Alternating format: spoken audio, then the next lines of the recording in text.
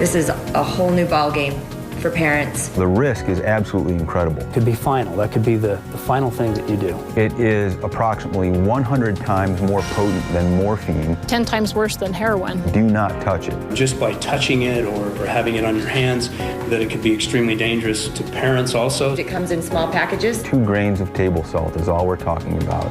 Something extremely small, seemingly harmless, and something absolutely catastrophic. This is not only in Park City, this is everywhere. This is something that every single one of our parents in Utah needs to be aware of. First time they use it, it can take their life. We are seeing people literally dropping every day, 20, 30 people in a community a day from synthetic opioid abuse. We do not want to see that happen here in Salt Lake. Taking action after the alert. Right now, we have a community in crisis, my home community. Park City is dealing with the deaths of 2 young boys this week. The investigation into those deaths have revealed a major concern that extremely deadly drugs are in that community and in communities all over Utah. We're talking about synthetic opioids, a frightening type of drug that takes many forms. Tonight, Utah families are desperate for critical information. And that's why we're taking the next 30 minutes to talk about Utah's new drug crisis, to make sure you have the tools you need to prevent this crisis from entering your home and your community. We have some incredible experts with us tonight from the FBI, the DEA, local police agency, local leaders, mental health professionals, and medical doctors. Let's get right to it. Joining me right now are Eric Barnhart with the FBI, Sergeant Scott Van Wagner with the narcotics officer from the Unified Police, and Brian Besser with the DEA. Thank you, 3. Brian, my first question is to you. We've heard drug warnings before as parents, but from what we just heard, these drugs are not like any other. That's right. This isn't like the old social marijuana that was smoked in the 60s that your mom and dad are used to. We're talking about drugs that are absolutely lethal in micrograms or milligrams. Grains of salt, you were saying. That's exactly right. Just 2 grains of table salt. 2 milligrams is all it takes to be potentially fatal for a non-opioid user. Agent Barnhart, this hits close to home for both of us. You also have a son that goes to Treasure Mountain. I do. My first reaction was I didn't realize this was on the radar of 13-year-olds.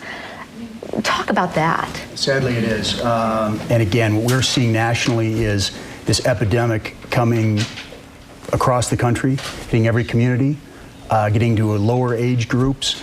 As Brian alluded to, our kids today are facing dangers that none of us up here faced at their age. And obviously, as parents, the more knowledge, and you want to say it's not going to happen to you, you want to say it's not going to happen to your community, you can't live in that bubble. Again, sadly, we all know how young it hits, how serious the abuse is and the consequences. But again, what's going on nationwide has to be a wake-up call. Sergeant, how is this getting into our schools and into our communities? Well, through your local drug dealer. And these people are ordering it online. It's coming south of the border. You can just click on your computer, order it, and have it shipped to your house. It's that readily available. We have hundreds of addicts on the streets of Salt Lake City, and they're looking for another high or a cheaper high, and they're willing to try anything. Part of the problem is this is so profitable. I've heard all of you address the fact that this is easy to get, but it's so profitable. Brian? Yeah, profit is what drives this, and that's the problem. Right now, we have a drug, for instance, just like fentanyl, a very powerful synthetic opioid that is being easily sourced out of the country of China with poor regulation. That drug is being brought over to 2 major transshipment points, 2 major countries, Canada and Mexico, wherein those are being manufactured into fake or fraudulent pills and being pushed into the United States as authentic prescription drugs. Sergeant, all throughout this, we are wanting to give tangible tips to parents, what to look for, what to do. Start us off tonight with what you're seeing. How does this higher stakes drug mean we need to change? Having worked with dozens of addicts, hundreds of addicts over the years, parents need to start looking for the behavior patterns that they believe might be drug related. Look for the people that they're associating with. Are these people people that you believe are users. Look for the paraphernalia that's associated with use. Look for the cut straws, the empty pen cylinders. Look for the syringes. Look for the injection sites on the arms. Look for the runny nose. Look for the pinpoint pupils. Look for the profuse sweating. Look for the cotton mouth. Look for that disheveled appearance that your child normally wouldn't have. Okay, and take that seriously. Absolutely. All right, we're going to continue this on, but we have gathered concerned Utah parents and community members with us here tonight. Debbie Dejanovic and Andrew Wittenberg are out in our audience. Can you tell us a little bit more about what they're feeling, Deb? A lot of parents, Nadine, are feeling fear, mainly because sometimes we just don't know what to do about this and how to start talking to our kids. So thankfully, Maria Gahn has agreed to be here with us tonight. She's a mom like me, like so many of us. But you've been through it. Your son is a heroin user, was a heroin user, and he started at the age of 17. How did you know that he was into drugs? The ongoing attitude. Again, as I said earlier, the empty pens, missing spoons and burnt spoons. Kids showing up at my house that didn't quite fit the, So the change of friends. Change of friends. But he had some of the same friends anyway. So that wasn't a full-on indicator for me. You said eventually you went into his wallet. I did. And what did you find? A little packet of balled up. They call them balloons, but it's really just, it looks like your plastic bag from your Smith store, and it's just tiny, and it's just a little powder in there. You've brought photos of him. He's doing better today. He's doing terrific. Can we see the photos? We'll hold those up for the camera there. I don't know if you can see this one. This is him 2 years ago at my other son's wedding. I don't know where you need this. There you go. That's great. And doing very well today. And this is him last week with a new baby. You got him into treatment. I got him into treatment. He's been into treatment a couple of times, but you just got to keep trying, and you got to love him through it, because you got to love him through it. You got to love him through it. Maria, thank you so much for being with us. Nadine, I think that's a great phrase. You've got to love them through it. That's part of the message tonight, too, is there is hope. And that's what we want to focus on, not just scaring people, but providing the hope. Now, our panel here has reminded us that we need to stop the denial and recognize there's no community immune. There is nowhere in Utah that these drugs haven't already appeared. And that means, unfortunately, that these drugs are already in a lot of our schools. It's in every high school, and I hate to say that, but it is. From secret conversations, Social media drives everything, to secret hiding places. We've found different types of drugs in eye drop containers, nasal sprays, even small mirrored compacts, any small area, even the tubes of a pen. Utah teens know where to buy drugs. There's so much that is accessible on the internet, and it's cheap. Where to find them. but we do know that there is a lot of communication about drug use. And how to keep their parents in the dark. Go through your child's bedroom. Open the door, even and I have a teenager, so I know how scary it can be. But go through their stuff. It's that serious. Experts say any fear that talking about drugs can lead kids to drugs is naive. As parents, we're saying, hey, we don't want to give them a recipe how to do that. We're foolish to believe that they don't know how to do that, because they do. And our defenses from the past simply won't keep them out anymore. I got on the internet yesterday, and I hate to say this, it went right through our filters because of the way they're marketing it. And they're marketing specifically to teens. With me now is Sergeant Brian Taylor, Provo Police School Resource Officer. We have Holly Bell. She is overseeing all of the counselors for the Jordan School District. And again, Brian Besser with the DEA. Thank you for being here with us. Sergeant, give it to us straight. How prevalent is this drug in our schools? Well, I have to say it's unknown. We're struggling to connect known instances of these synthetic opioids with existing cases. And if you ask specifically about pink, it's hard for us to sort through current cases and figure out what that means for current cases. But schools and school communities and parents are alarmed at the notion that these drugs are now readily available in the schools, and they're wondering what to do about it. Yeah, in fact, Holly, I know that your district has already started the process of informing parents, of training administrators and training principals, and you're working on that as well, so that educators know how to respond to this. Right, and that's one of our roles as counselors, is to be aware and updated on all of these issues so that we can educate those in our schools, our administration, teachers, and other students, because other students need to be aware. We all need to be looking for these signs in our students so we can intervene and develop trusting relationships with them. You're on the front line with kids. How do you do that? On a daily basis. How do we get kids to talk about this? Well, it's a matter of being out there and making connections with them. We need to build relationships of trust with them. And it just depends on, we all know the kids, but not everyone knows them, as personally as maybe the teacher has a personal relationship. It's about personal relationships. And as long as they have a point of contact in the school, an adult they can trust and go to, and often it is the counselor, because they know that that is our purpose for being there, is to support them.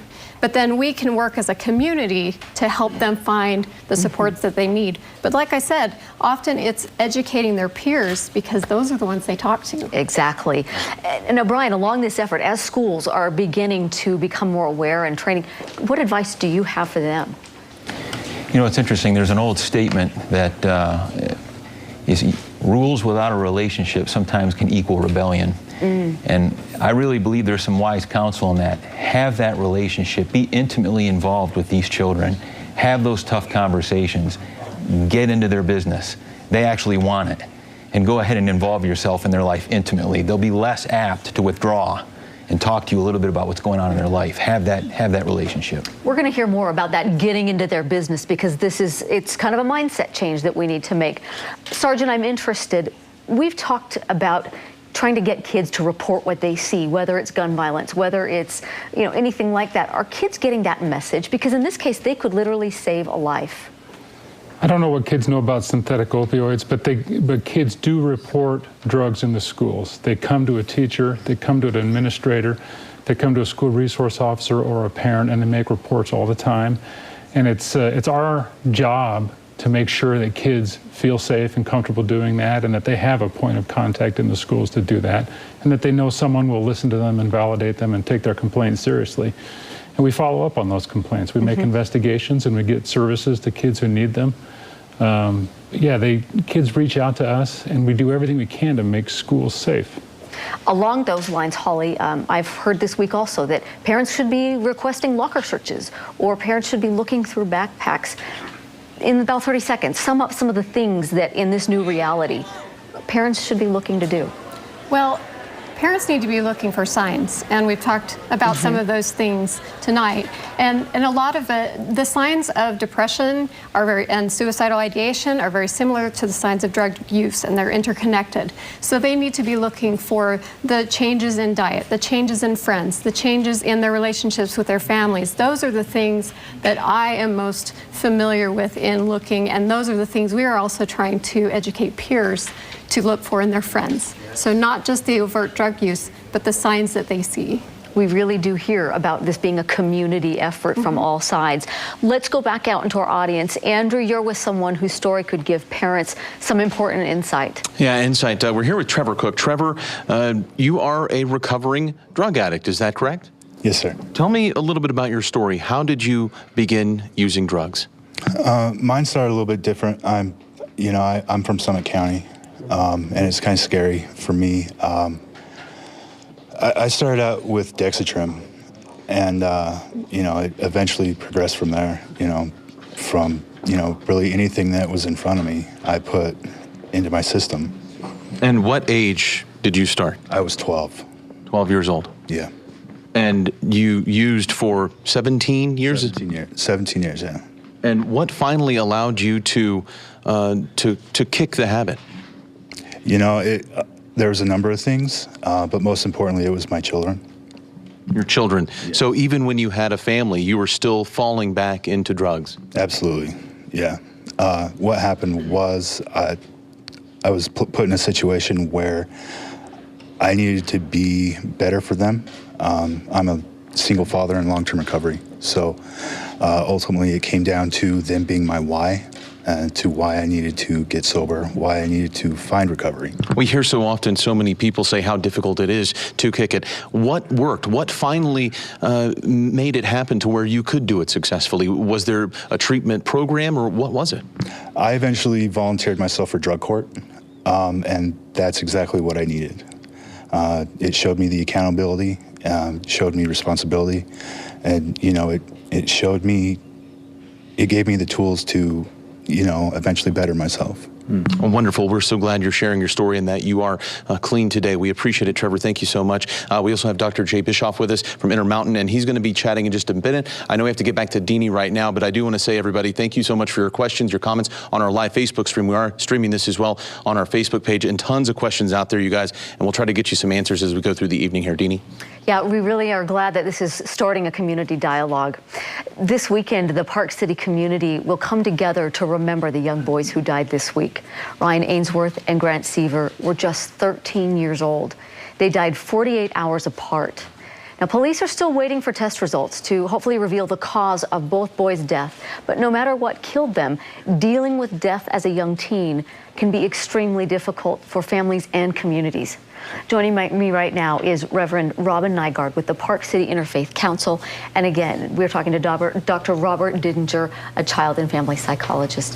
Thank you both for being here. Glad to be here. My first question, Robin, is how would you say our community is coping with this, our shared community in Park City? The bubble has popped. Reality is here. We continue to live in this hushed community that I think is actually prevalent in any area where people want to seem happy and balanced and doing well. And the reality is, if we are isolating, if we are not connecting in community, and if we're not reaching out to be villages, this is what happens. And I know that's a message that you in your congregation have practiced, that community coming together is what can help prevent this and solve the problem. Well, and it's not allowing fear to become the driving force. When fear becomes the driver, suddenly things shut down. Walls come slamming down. Isolation becomes even greater because of fear. What we need to take advantage of now, right now, is that we need to figure out ways to grow in understanding each other, caring about what's going on, knowing our neighbors, knowing our neighborhood children, being a presence. And it's as simple as communication, being real.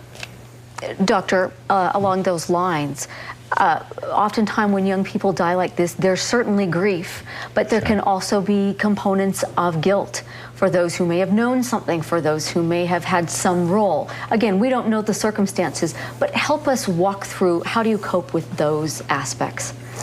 Well, sometimes for teens, this is a tough time. These are people that they know, people that they identify with, and they often go, wow, this could have been me.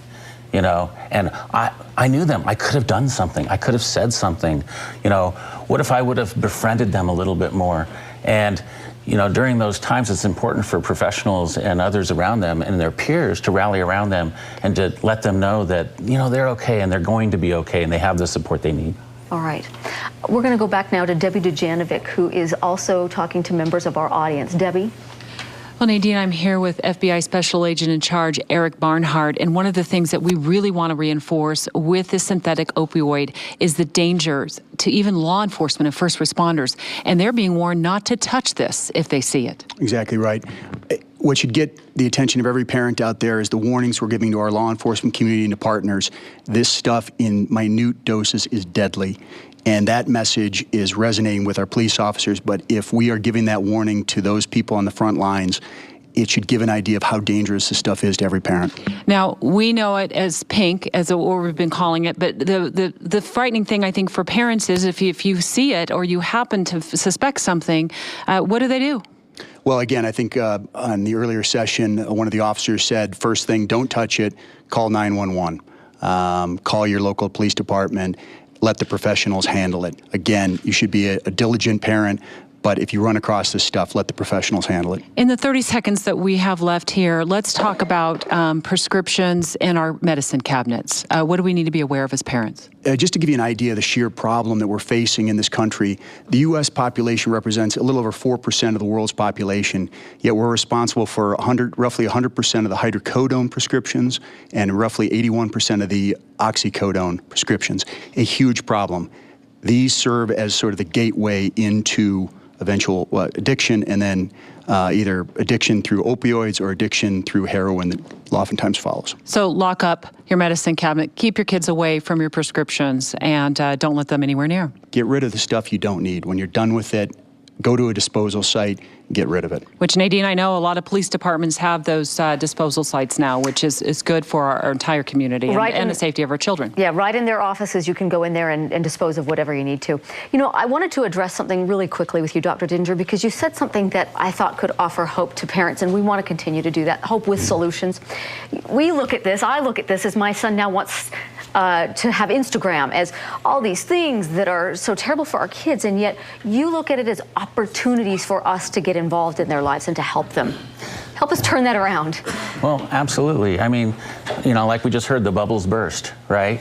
So it's all out there. This is a chance for us to communicate and to talk. And if you're sitting next to your child right now, this is a great chance to bring up these topics and to actually have conversations and become open and create a relationship with your child that will help prevent this in the future. All right.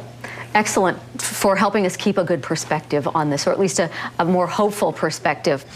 We want to look at some other solutions. Obviously, there's not one answer. There's no way to turn this crisis around or a silver bullet, but there are programs that we featured here on KSL 5 that do help kids stay drug-free. Here are a few examples. Salt Lake's Youth City After School program keeps kids busy spray painting graffiti legally. It's fun, and mentors say it helps kids care for the community. We want to see what comes out of their imagination. Draper's Juan Diego Catholic High School protects students with random drug tests. And a dirty test does not mean immediate expulsion. They'll sit down with students and parents. And now that we have the facts, what do we do to begin to help the student deal with it? Ancient Egyptians invented things like South Salt Lake's Promise program helps kids thrive in the city's neighborhood centers. Mentors, tutors, and activities that bolster graduation rates in the area. We're getting the kids a reason to come and connect. And the city's Police Athletic League mentors kids with boxing to boost self-esteem and academics. A program recognized by the FBI for also reducing youth crime. It's a place where they can come, stay out of trouble, and learn something. With me now is Officer Jerry Silva, the director of the Police Athletic League. We have Dr. Jay Bischoff with the Intermountain Healthcare, and we've brought back Dr. Robert Didinger, a child and family psychologist. So let's talk about solutions. We showed your program here. Yes. How do some of these, is it just simple as keeping kids busy, or is there more to it than that? I think that's the key, is keeping kids busy, keeping them, occupied with positive reinforcement and just building their self-esteem. That's what we do in South Salt Lake. That's what we do at our PAL boxing gym. That's what Mayor Shree Wood has done with her Promise initiative with, the after-school programs in the city of South Salt Lake. So if you live in South Salt Lake, you have a wide range of things you can do, and the PAL boxing gym is just one of them. The message, though, Dr. Bischoff, is to keep kids involved and busy, but also as the parent being involved in those activities. It's absolutely right. First of all, thanks to KSL for giving this much TV real estate to this problem. Hats off to you. It is such a huge problem. And these recent deaths have brought the attention back to a problem that hasn't gone away. We have to think about prevention at all times. And we know that currently 78% of current heroin users started with prescription pain medication. And we just heard from the special agent in charge from the FBI, and I'm echoing his message. We're talking about going through your kids' stuff. I'm asking you parents to go home and get the narcotics out of your cabinets, because that's where the narcotic addict starts. If you don't do that, you're essentially the drug dealer in your house. So 80% from our statistics, 80% of adults have unused narcotics left over years from a hernia surgery, whatever surgery. Those need to go away. We have to stop the toxic flow of deaths from narcotics. We're focused on the 2 recent deaths. we also want to remember the 156 other deaths in Utah this year so far from prescription pain medication. That's a powerful way to look at it, powerful eye-opener. Dr. Dinger, another thing that you mentioned, a lot of this doesn't start right now with the crisis. It's been going on and on with relationships. Right, absolutely. Talk about the importance, you know, I mean, it's not complicated. In some ways, we can be reassured by that this is as simple as having healthy relationships. Yeah, like the solution to most problems in the family. You know, if you're connected to your children, if you're actually making an effort to talk to them, when it comes to drugs, as you're teaching them about the importance of using medications the right way, as you're asking them open-ended questions about how do they feel about events that are happening around them, like this program, or, you know, a situation that's happening in the neighborhood where you see a group of kids sitting around smoking.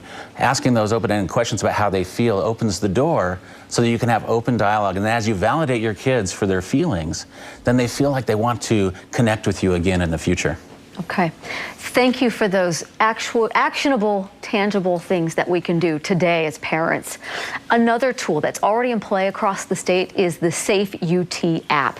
The Park City School District rolled it out this week, and they're already seeing a lot of success. Last night we had probably close to 50 different tips, and I would say one of the results of these types of tips, they're anonymous, is our children talking about prescription drugs and where they're getting them from. And so I think that's another message to send loud and clear to all of our parents across, you know, Utah, is locking up your prescription drugs. And if you're not, you know, if you're finished for what you had them prescribed for, to please go to the police departments and dispose of those appropriately, because our children are getting their hands on anything and everything that their parents are leaving unlocked. Again, all tips that come in through that app are anonymous. The app is available to students across the state, and it's free to download. That's what it looks like. We've heard some great advice from our panel of experts tonight. What we haven't heard a lot from is from Utah parents and what they've found successful in real life. Debbie, Andrew, anything along those lines? Well, I'm here with Maria Gambroman, and your son was addicted to heroin for a number of years. Best piece of advice, you said, parents, don't enable your children. Yes, do not enable your children.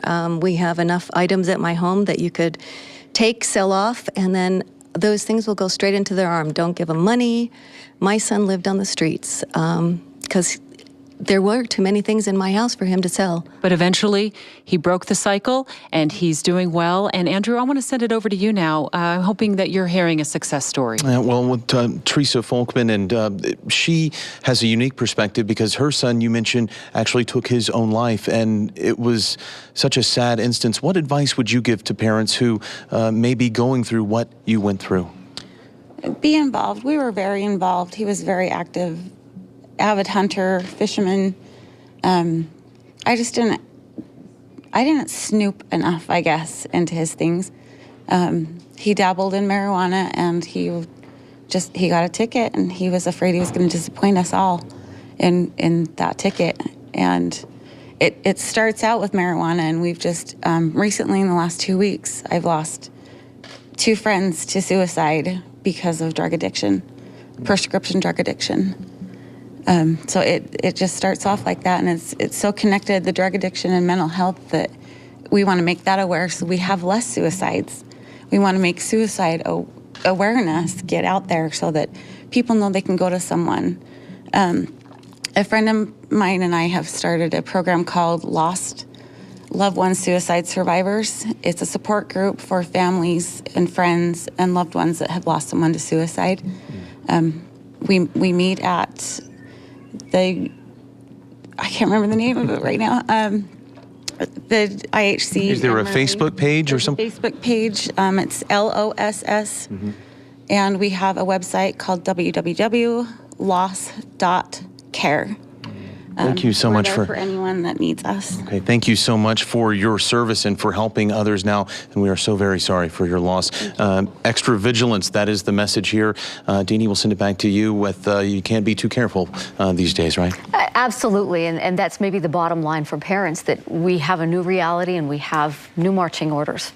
We've just spent 30 minutes talking about a tough but important topic. It hasn't been enough time, but we promise to continue the conversation. We have more panelists and other experts on Facebook. We have links for information for parents on KSL.com. And tonight, we also recognize in most of our communities, our kids are doing what kids are supposed to be doing. They're on the football field. They're cheering on their peers, enjoying friends. And we want them to know that together, we will work to protect their future. Good night. We're working quietly behind the scenes. We're doing an aggressive job. We're trying to tackle these issues the best we can. Our goal, obviously, is to protect our children. That's our number one goal, is to protect our children. We want families to recognize that this isn't going away. Good agents, good officers are out there working, risking their lives, trying to make a difference. And again, if we save one life in the greater Salt Lake area, to me, it was worth it.